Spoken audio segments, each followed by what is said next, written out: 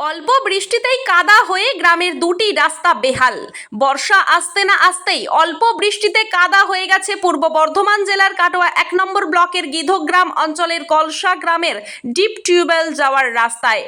পাকা ড্রেন নেই, আবর্জনা জমে যাচ্ছে ড্রেনে।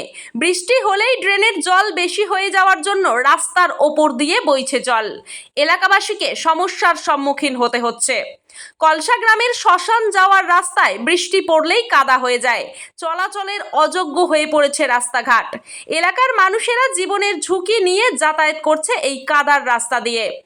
এলাকার মানুষেরা জানান, রাস্তা খারাপ হয়ে যাওয়ার জন্য বারংবার বলা সত্ত্বেও নতুন রাস্তা তো তৈরি হয়নি, বরং খারাপ রাস্তাও মেরামতি করা হচ্ছে না।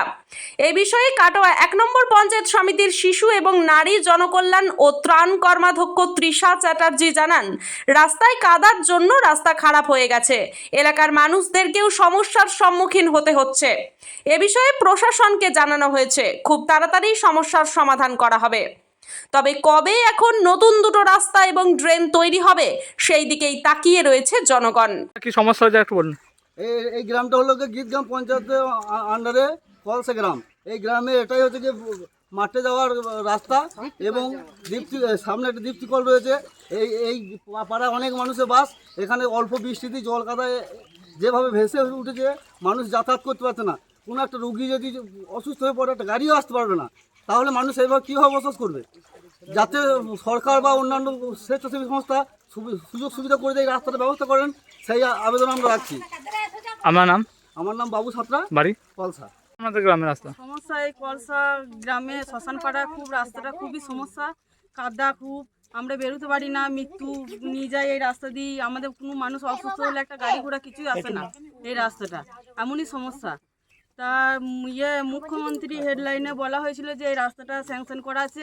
এই রাস্তাটা এইভাবেই আছে, কোনোদিন এই রাস্তাটা কোনো সমস্যার সমাধান মেটে না। রাস্তার সমস্যা রাস্তা নতুন হলে আমরা যাতায়াত সুবিধা হবে। হ্যাঁ, রাস্তা নতুন হলে সব মানুষেরই সুবিধা হবে, আমাদেরও সুবিধা হবে, গ্রামের লোকের সুবিধা হবে, ছেলেরা স্কুল যেতে পারবে। বর্ষা আসার আগে এরকম অবস্থা, বর্ষা আসার আগে মানে ভালোই অবস্থা। আমরা জল হলেই আমরা বেরোতে পারি না এই রাস্তা থেকে। একটা অসুস্থ মানুষ হলেও তাকে আমরা হসপিটাল নিয়ে যেতে পারি না, পৌঁছাতে পারি না এই রাস্তায়। তাহলে আমরা কিভাবে যাব সেই মানুষটাকে নিয়ে? সে তো বাড়িতেই মারা যাবে। রাস্তা হলে মেরামতি হলে ভালো হবে। হ্যাঁ, ভালো হবে, আমাদের সবারই ভালো হবে, সব মানুষের সুযোগ সুবিধা ভালো হবে। রাস্তাটা ভালো হলে তো সবারই সুবিধা। আপনার নাম? আমার নাম বৈশাখী মালিক, বাড়ি কলসা। বলা হচ্ছে আপনারা যেন ড্রেনটা পরিষ্কার করেন, নইলে রাস্তা যাওয়া যাচ্ছে না। রাস্তাটা ডুবে যাচ্ছে, রাস্তার উপর দিয়ে জল যাচ্ছে, পাশে কাদাও হয়ে গেছে, পাশে কাদা হচ্ছে, যাওয়া যাচ্ছে না। কোন গ্রাম এটা? কোন গ্রাম এটা? কলসার উত্তরপাড়া, দাসপাড়া থেকে উত্তরপাড়া। রাস্তাগুলো অবস্থা খারাপ, যেতে অসুবিধা। রাস্তা খারাপ, যা লোক যেতে পারছে না গো। আপনার নাম? আমার নাম মনা পুইলে।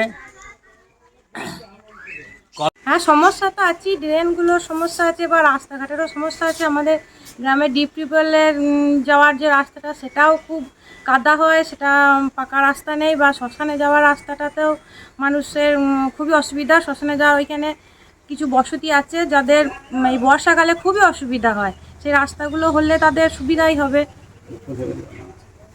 আমাদের মুখ্যমন্ত্রী হেডলাইনে জানানো আছে, আশা করছি রাস্তাগুলো তাড়াতাড়ি হয়ে যাবে। বর্ষা আসার আগে এরকম অবস্থা দুর্দশা দেখা যাচ্ছে, কি বলুন? হ্যাঁ, বর্ষায় তো দুর্দশা দেখা যাচ্ছে, এবারে একটু বর্ষাটা বেশি, তার জন্য মানুষের খুবই অসুবিধা হচ্ছে। বর্ষা আসে না এসে, তাও সত্ত্বেও এরকম অবস্থা পড়েছে। বর্ষা এলে কীরকম হবে? হ্যাঁ, বর্ষা এলে আরও অসুবিধা হবে মানুষের। এবার আমরা চাইছি যাতে তাড়াতাড়ি হয়ে যায় রাস্তাটা। আমাদের হেল্পলাইনে জানানো আছে যেহেতু, আশা করছি রাস্তাগুলো খুব তাড়াতাড়ি হবে, মানুষের সুবিধা হবে। আপনার নাম? আমার নাম তৃষা চ্যাটার্জি, পরিচয়? আমি কাটোয়া 1 ব্লকের শিশু ও নারী কর্মাধ্যক্ষ। কাটোয়া থেকে রাহুল রায়ের রিপোর্ট, সোজা কথা নিউজ, পূর্ব বর্ধমান।